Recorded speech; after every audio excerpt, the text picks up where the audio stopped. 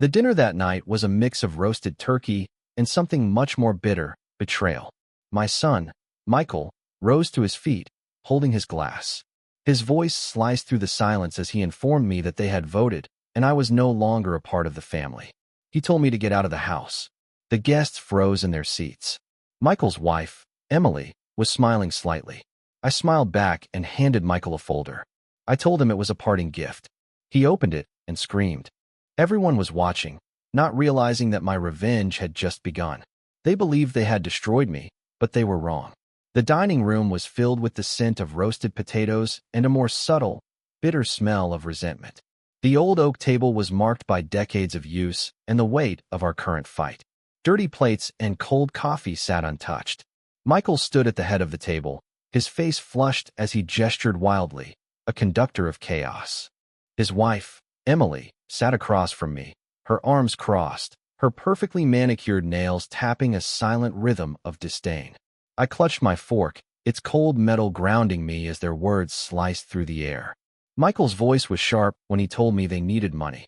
He said the house was falling apart and that I couldn't just hoard cash while they were stuck here.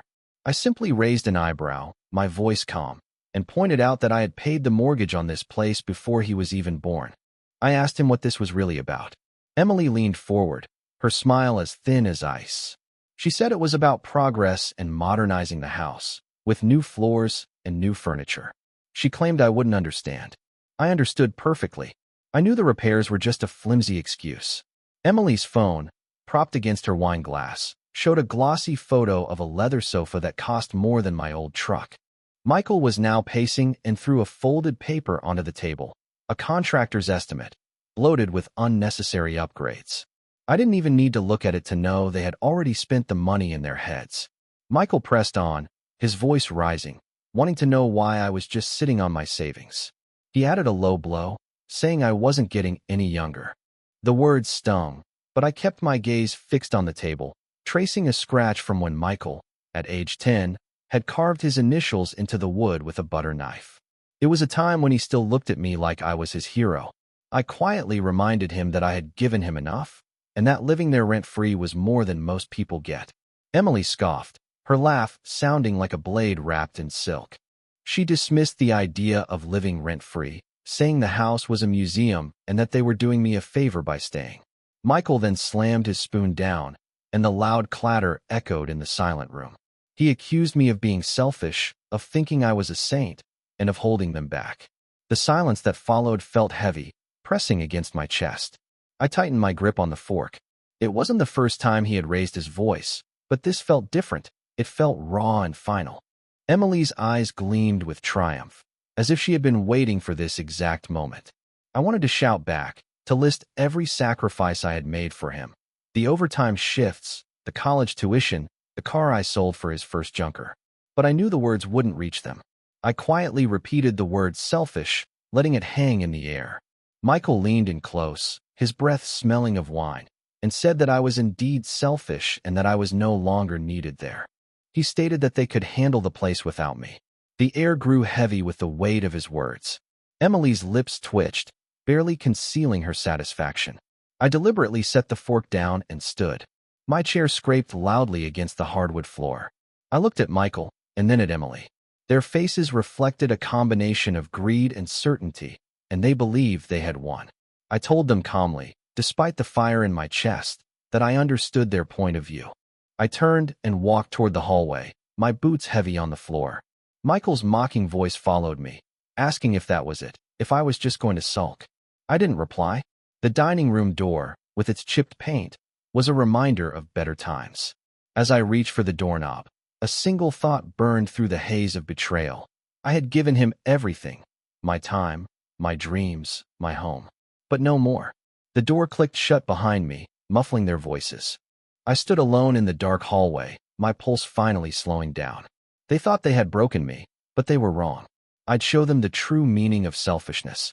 My bedroom was a time capsule, with ghosts of a life I had built and lost in every corner. The wooden bed creaked as I sat, its mattress sagging from years of sleepless nights. A single lamp cast a warm glow, illuminating the dust on a framed photo of my late wife, Elizabeth, and Michael when he was 6. His gap-toothed smile looked back at me, so different from the man who had just told me I was no longer needed. My fingers brushed the glass, trembling slightly. I wondered how things had come to this. The house was now silent, a kind of quiet that only amplified my thoughts. I opened the drawer of the bedside table and pulled out an old photo album. Its leather cover was worn smooth. I flipped through the pages and stopped at a picture of Michael at 16, holding a football. His eyes were bright with dreams that I had helped fund. I recalled selling my old Chevy to pay for his college applications, telling Elizabeth it was just a car. She had squeezed my hand, her smile saying she knew better, and we both believed it was worth it. On another page was a photo of Michael's graduation. I had worked double shifts to pay for his tuition, my back aching from long hours on construction sites. That day, he had hugged me, his cap on crooked, and promised to make me proud. I had believed him. Now, that memory was a twisting knife. He had never once said thank you, and after Elizabeth died of cancer 3 years ago, he had drifted even further away, leaving me alone in the house. Then Emily came along, her sharp ambition sinking its claws into him. I turned the page and found a yellowed, folded receipt. It was a tuition payment of $12,000, dated 2005. I had drained my savings for it, telling myself it was an investment in his future. I had thought it was an investment in my future as well, a way to have someone to carry on the family name and share the life I had built. Instead, he brought home Emily, whose cold eyes looked over the house as if it were a prize to be claimed.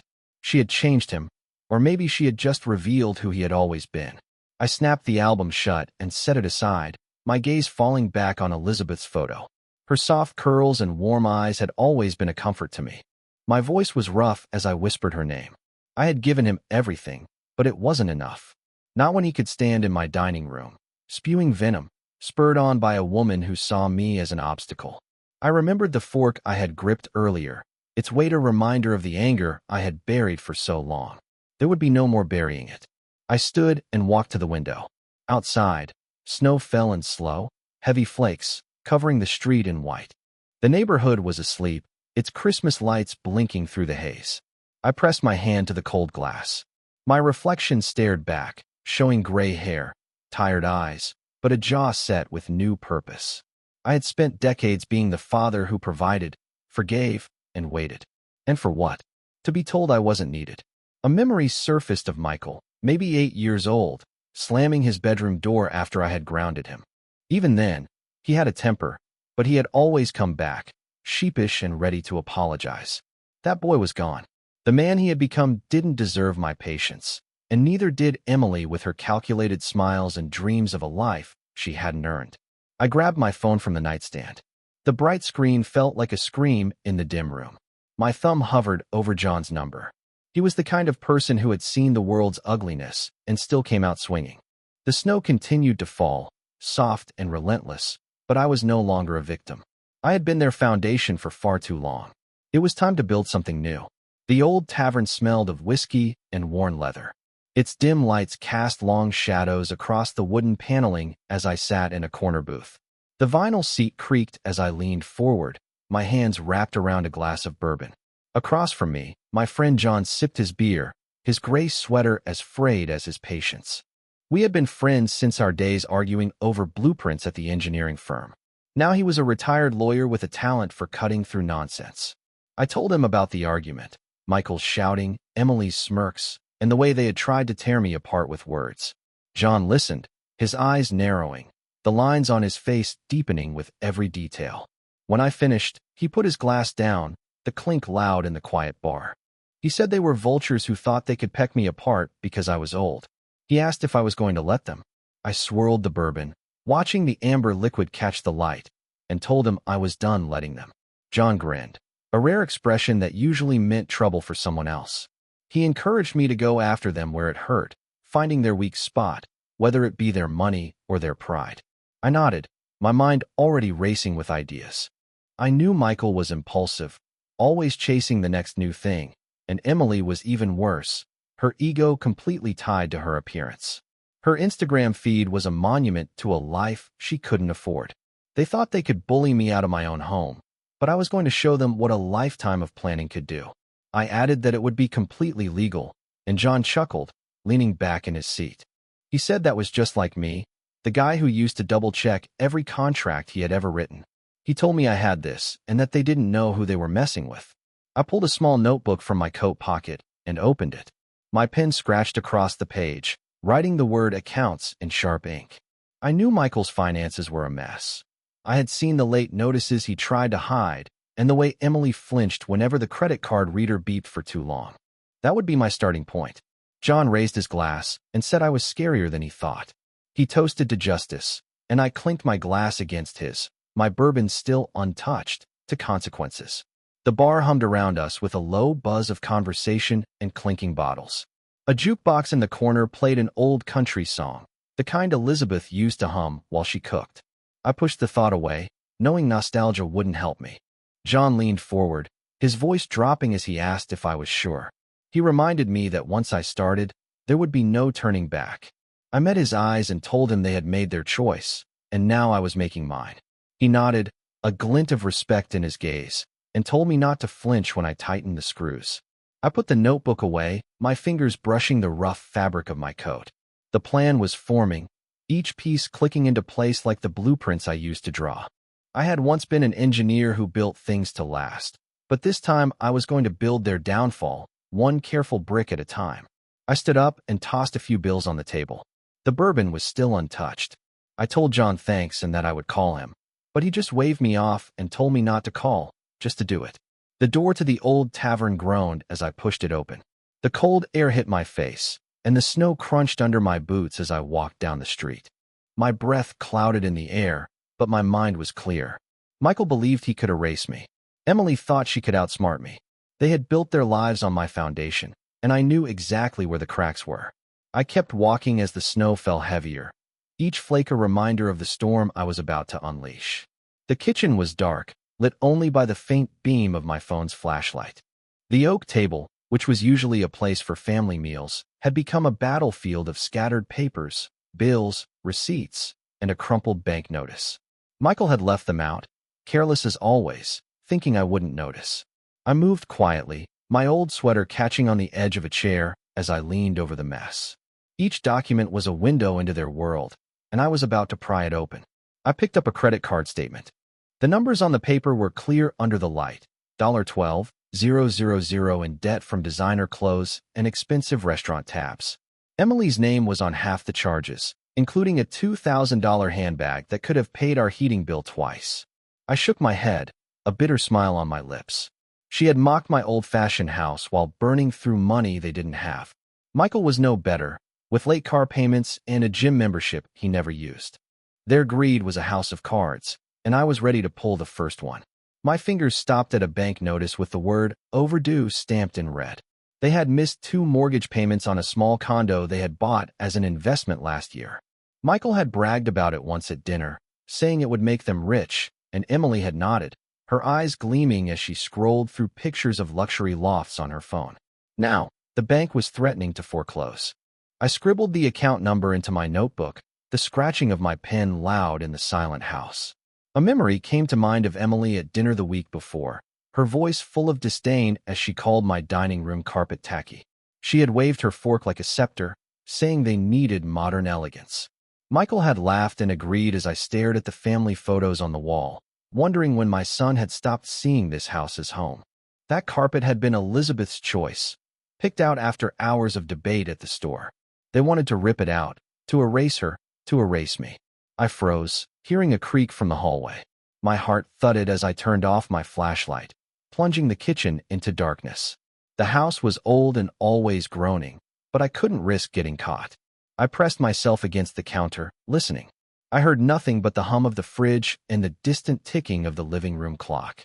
I exhaled, my breath steadying. They were upstairs, probably asleep, completely unaware of the trap they had walked into.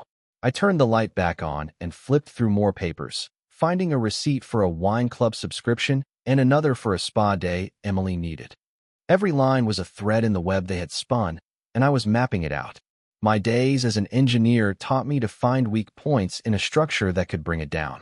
Their finances were crumbling, and I would make sure they felt every tremor. The notebook in my hand grew heavier with each note, date, amount, and account number. I tucked the bank notice into my pocket, making sure not to crinkle it. This wasn't just about money. It was about control.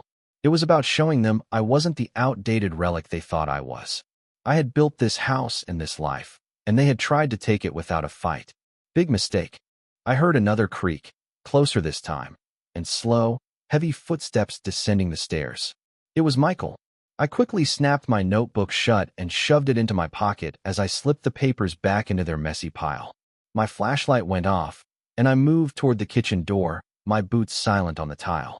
My hand brushed the doorframe, the wood cool against my fingers. I paused, listening as the footsteps stopped just outside. "Dad," I heard Michael's voice, groggy and suspicious. I didn't answer. My pulse was steady and my mind was sharp. They had given me the weapon I needed, hidden in their own carelessness. I eased the door open a crack. The hinges were silent from years of my maintenance. The hallway was dark, and Michael's shadow loomed at the far end. I slipped through, holding my breath, and disappeared into the shadows of the house I knew better than they ever would. The lawyer's office was a stark contrast to my home, with its glass walls and gray carpet. The air was sharp with the scent of coffee and ink. I sat across from John, my old coat draped over the chair and a folder of notes open in front of me. The Chicago skyline loomed outside, its steel towers gleaming under a pale winter sun. John, in his crisp suit, scanned my scribbled numbers, his pen clicking rhythmically. I had known him since my engineering days when we sorted out contracts for the firm. He was sharp, discreet, and never wasted words. Looking up from the page, he asked if I was sure about this, calling it a bold move. I nodded, my hands steady on the table, and told him they had crossed a line, and I was taking back what was mine. He leaned back, tapping his pen against his chin, and suggested we start with the will. I confirmed I wanted Michael completely out of it. The word felt heavy, final, and a pang of guilt hit me. Michael was still my son, the boy who had once clung to my hand at the fair. But that boy was gone, replaced by a man who had spat in my face. I pushed the thought away and focused on the papers John handed me. The first was a revised will, leaving the house, my savings, and everything to a local charity. Michael and Emily wouldn't see a dime. My old contract habits kicked in, and I read it carefully, making sure every clause was airtight. The pen scratched a quiet victory as I signed the document. Next was a bank form to freeze the joint account Michael still used. He had never bothered to close it, and his laziness was about to cost him. John watched me, his expression unreadable. He warned me that I was cutting deep and that they would feel this. I said they should have thought of that before. I took out my phone and called the bank. A quick conversation, a few codes, and the account was locked. I could already imagine his panic when he tried to use it. We then moved on to the house. John suggested a trust to put the property out of Michael's reach. He explained that they couldn't force a sale if I was the sole trustee, and it would give me legal ground to stand on if they tried to push me out. I signed where he pointed. The house was my last bastion, the one thing I had built that still stood strong. I had poured my life into it, every nail and every shingle, and I was not going to let them turn it into their personal ATM. The pen felt like a hammer, sealing their fate with each stroke. John stacked the papers and asked if I was okay, knowing it wasn't easy. I told him it was necessary. We shook hands, and I tucked the folder under my arm. As I walked to the door, my phone buzzed with a missed call from Michael. I didn't answer. He was already feeling the ground shift, even if he didn't know why. The office door closed softly behind me, and I stood on the sidewalk, the wind biting through my coat. Snowflakes dusted my shoulders. The folder in my hand was a shield, a weapon, a map to justice. Michael's call meant he was rattled, and that was just the beginning. I slipped the phone back into my pocket, ignoring the second buzz. I had work to do. The living room was lit by the TV, which was playing some reality show. Michael paced, his phone clutched like a lifeline, while Emily lounged calmly on the leather couch. I stood just outside, hidden in the kitchen's darkness. My phone was in my hand, recording every word. They had no idea I was listening or that the ground was crumbling beneath them. Michael thrust his phone toward Emily, his voice cracking as he said the account was frozen and that the car loan payment had bounced. Emily calmly suggested it was a glitch and told him to call the bank. He told her he had already called and that they said the primary holder, me, had locked it. He knew I had done it. I pressed closer to the door, my knuckles white as I gripped the phone, please the bank had worked so fast. Michael's anger was raw, but I was waiting for Emily's reaction. She shifted, her nails tapping the couch, and wondered why her father would bother. Michael snapped that I was spiteful and had been sulking since they asked for the repair money. He thought I believed I owned them. Emily's lips curved into a slow, calculating smile. She suggested it was time for me to leave and that they could sell the house and move somewhere better. My chest tightened, but I kept still. They were talking about selling the house I had built with Elizabeth, the one where her laughter still echoed in the walls. They weren't just greedy, they were ruthless. I forced myself to breathe slowly, my mind filing away every word. Michael stopped pacing, his shoulders slumping. He asked Emily if she thought they could just kick me out. She leaned forward, her voice low. She said I was old and vulnerable.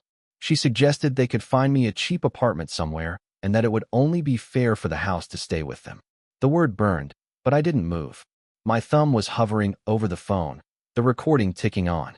I had known they were selfish, but this was a new low. My home, my life, was just a stepping stone for their ambitions. Michael hesitated. He said I wouldn't go quietly.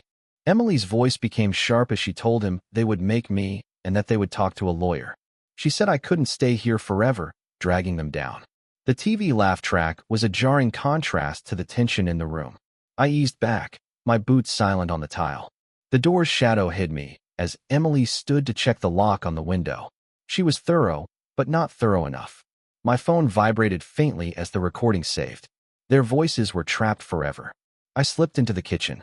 My heart was pounding, but my mind was clear. They thought they could outmaneuver me, but they had just given me everything I needed.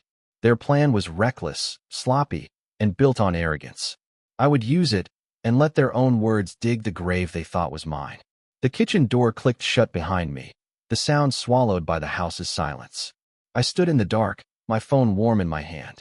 They were plotting a war they couldn't win, and I was ready to strike back.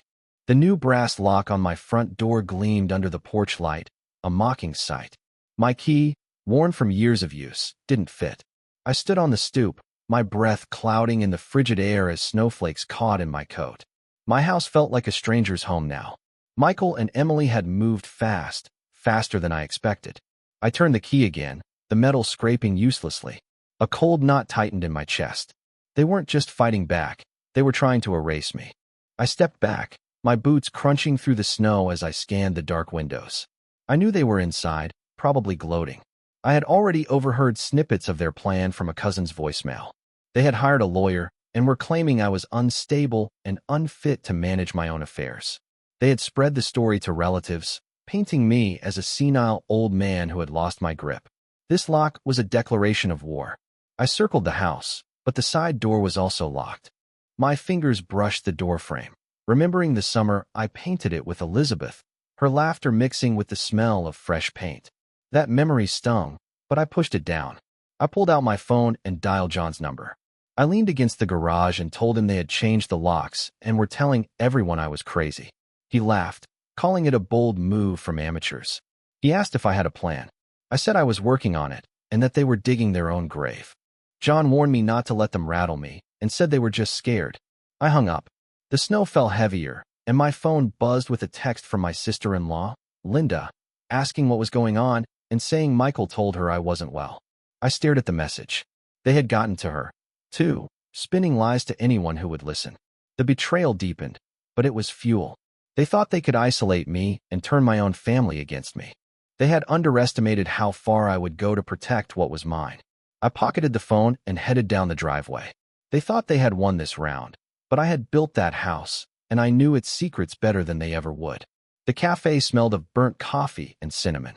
I sat near the window, my hands wrapped around a mug, as my friend Sarah fidgeted with her spoon.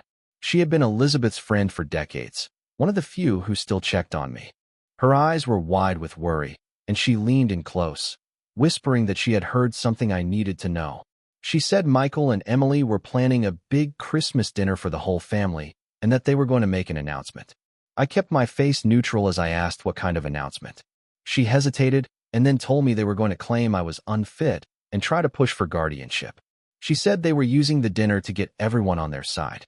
The words hit like a punch, but I didn't flinch. So that was their game. A public humiliation dressed up as concern. I could picture it perfectly. I asked how she heard this, and she said Linda had mentioned it. She said Linda was worried, but Emily had almost convinced her I wasn't myself. I pulled out my phone and opened the Notes app. I quickly jotted down the details: Christmas dinner, family, announcement, guardianship. Each word was a piece of their plan. They thought they could ambush me, using the warmth of the holidays to hide their betrayal, but they had just given me an opening, a stage to flip their script. Sarah watched me, her brow furrowed, and asked if I was surprised. I told her I wasn't, and that I knew they were building to this. She asked what I was going to do. I told her I would not let them get away with it, and that they were counting on me to crumble, but they were in for a surprise. I stood up, tossed a few bills on the table, and walked out into the cold. My phone buzzed with another message from Linda, but I ignored it. The Christmas dinner was their trap, but it would be mine, too. They wanted a spectacle, and I would give them one, just not the kind they expected. The lawyer's office was a fortress of glass and steel. I sat across from John, my folder open on the polished table, papers spread like a battle map. The documents were all there: eviction notices, a court order to freeze their shared accounts, and a list of their debts. My engineer's precision had served me well. John adjusted his glasses and told me my plan was ironclad. He said the eviction notice was legal, and they would have 30 days to leave. He also said the account freeze was effective immediately. I nodded and signed the final page. I tapped the folder and asked about the evidence. John slid it into his briefcase and said it was more than enough. He said the recordings, bank statements, and Emily's texts would bury them in court. I leaned back in the chair. It felt like homework, methodical, relentless. But this wasn't about buildings. It was about tearing down the lies Michael and Emily had built around my life. The thought of my son scheming to rob me brought a familiar ache, but I pushed it down. Regret wouldn't finish this. We went to the bank next. The young banker nervously confirmed the freeze on Michael's accounts. I thanked him and tucked the confirmation slip into my folder. Back in John's office, we finalized the last piece: a letter to be served at the Christmas dinner, outlining their eviction and the consequences of their actions. I slipped it into a plain envelope and placed it in my briefcase. John stood and shook my hand, telling me I was ready and that they wouldn't see this coming. I agreed. Outside, the mall was a blur of holiday shoppers. I stopped and looked at the decorations, which reminded me of Elizabeth. The memory softened me for a moment, but I remembered that Michael had chosen his path, and so had I. The snow fell as I walked to the parking lot. My mind was clear. They thought they would humiliate me and rally the family to their side. But I had the folder, the letter, and the truth. I tightened my grip on the briefcase. Let them set the table. I'd bring the reckoning. The dining room glowed with candlelight. The air was filled with the scent of roasted turkey and pine. The old oak table was covered in a white cloth and set with Elizabeth's china, a silent nod to better days. Our relatives and friends filled the chairs, their faces a mix of anticipation and unease. Michael stood at the head of the table, a wine glass in hand, his smile as polished as the new watch on his wrist. Emily sat beside him, her posture perfect, her eyes filled with quiet triumph. I sat across from them, my hands folded, the plain folder tucked beneath my chair. They thought this was their moment. They were wrong. Michael cleared his throat and told everyone thank you for coming. He said this Christmas was special and that it was about family and moving forward, but there was something they needed to address. I watched him, my face calm, but my pulse was throbbing. The folder under my chair felt heavy, its contents a blade I had honed for weeks. Michael's gaze flicked to me with a flash of disdain. He raised his glass and told me that they had talked about it and that I was not well. He said the house was too much for me and that they had voted as a family. He said I was no longer a part of it and that it was time for me to leave. A gasp rippled through the room. My cousin, Tom, leaned forward, frowning. Emily's smile widened as she nodded in agreement. The guests shifted, whispers breaking the silence, their eyes darting between Michael and me.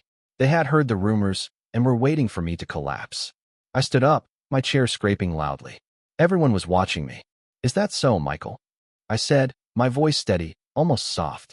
He smirked, emboldened by the audience, and said I was done and that it was for my own good. He said I would thank them later. I reached under the chair and pulled out the folder. Its plain cover drew curious glances, but Michael's confidence didn't waver. Emily leaned closer to him, whispering something.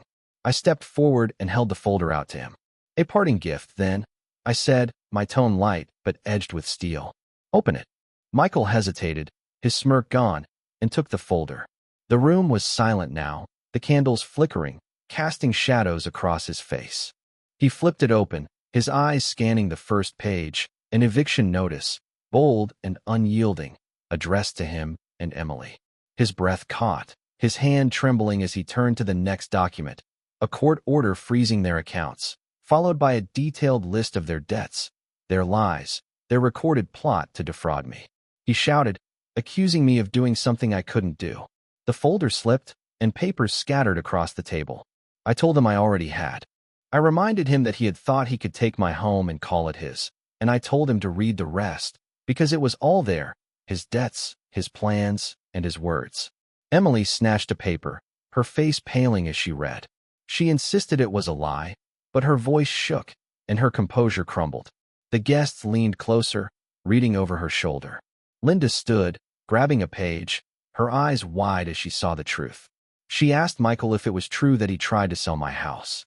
He stammered, and his glass clattered to the table, spilling wine across the cloth.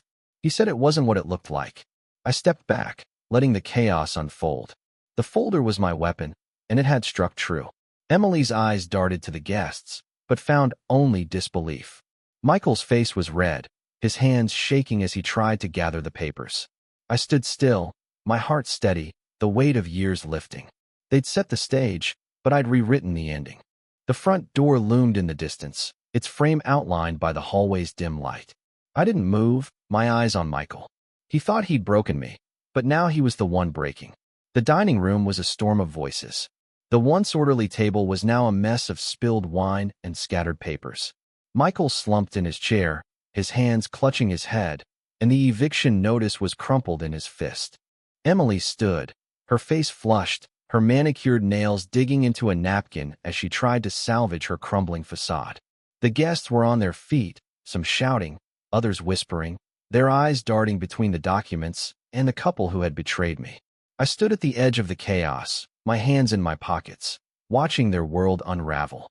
Linda demanded that Michael explain, waving a bank statement. She told him that he had said I was losing my mind, but the document said he planned to sell my house. Michael's head snapped up, his eyes wild as he claimed it wasn't true and that I was twisting everything. He said they were trying to help me. My cousin, Tom, barked as he snatched a paper from the table, saying he had a recording of Michael plotting to kick me out and calling me a burden. Emily stepped forward, her forced smile trembling as she asked everyone to calm down, insisting there was a misunderstanding and that they had only wanted what was best for me. Sarah, Elizabeth's old friend, stood, pointing at Emily and saying she had lied to them and spread rumors that I was crazy just so she could steal my home. The room erupted, and guests talked over each other, some grabbing papers to read for themselves. A child at the far end of the table ducked behind her mother, startled by the shouting. Emily's eyes welled up with tears, but she kept her chin high, clinging to the last scraps of her dignity. Michael was unraveling faster. He lunged for the folder, trying to gather the papers, but Linda pulled it away. Linda told him it was enough, and that he had shamed the family. He turned to me, his voice breaking, and asked me to tell them it was a mistake. I met his gaze, and I told him he had meant every word. I said he had made his choice and that he had to live with it. Emily grabbed his arm and begged me not to do this, promising to fix it. I shook my head, stepping back. I told her she had had years to work it out, but she had chosen greed instead. The guests were now heading for the door. Tom threw a paper back on the table, muttering about a disgrace. Linda paused to look at me, and her eyes were soft with apology. She said she should have known better and that she was sorry. I nodded, but the apologies didn't matter now. The truth was out, and it was sharper than any blade. Michael's shoulders shook, and his voice rose to a plea. He begged me not to throw them out. I told him the house was mine and that it always was. I turned, walking toward the living room, and the noise faded behind me. Emily's voice cracked as she called after me, but I didn't stop. The dining room door swung shut, muffling their pleas. I stood in the dark, the glow of Christmas lights filtering through the window, casting soft patterns on the floor. I straightened a family photo on the wall, my fingers lingering on the frame. Outside, Car doors slammed and engines started as the guests left. The house grew quieter, and the storm subsided. Michael and Emily were still in there, begging and bargaining, but it was over.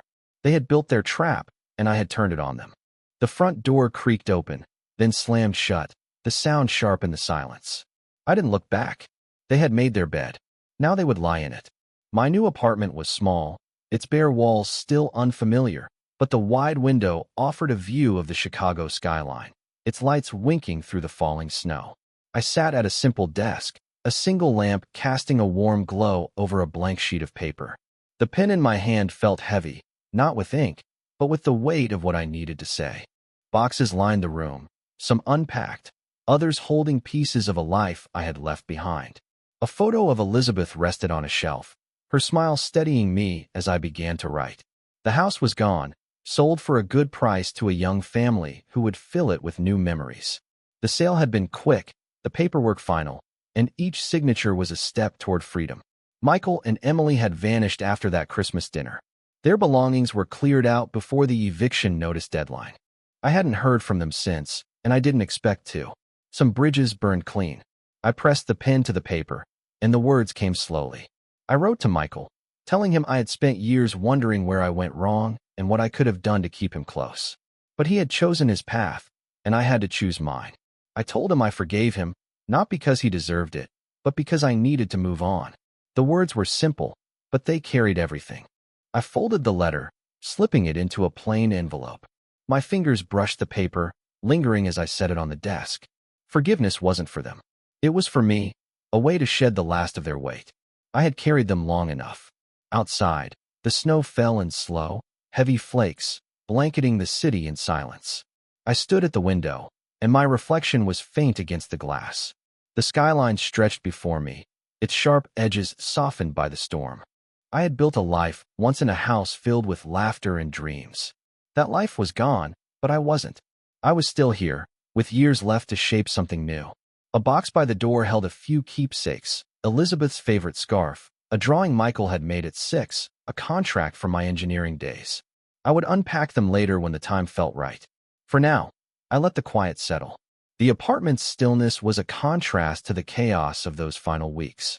I picked up the envelope, tucking it into my coat pocket. The post office was a short walk, and I would mail it tonight. Michael might read it, or he might not. It didn't matter. I had said what I needed to say. The desk lamp flickered, its light catching the snow outside. I grabbed my coat. The apartment door clicked shut behind me, the sound soft but final. The hallway was empty, the building quiet, but the city waited beyond, alive with possibility. I stepped into the elevator, my boots leaving faint wet prints on the floor. The snow would keep falling, covering the old paths, making way for new ones. I was ready to walk them.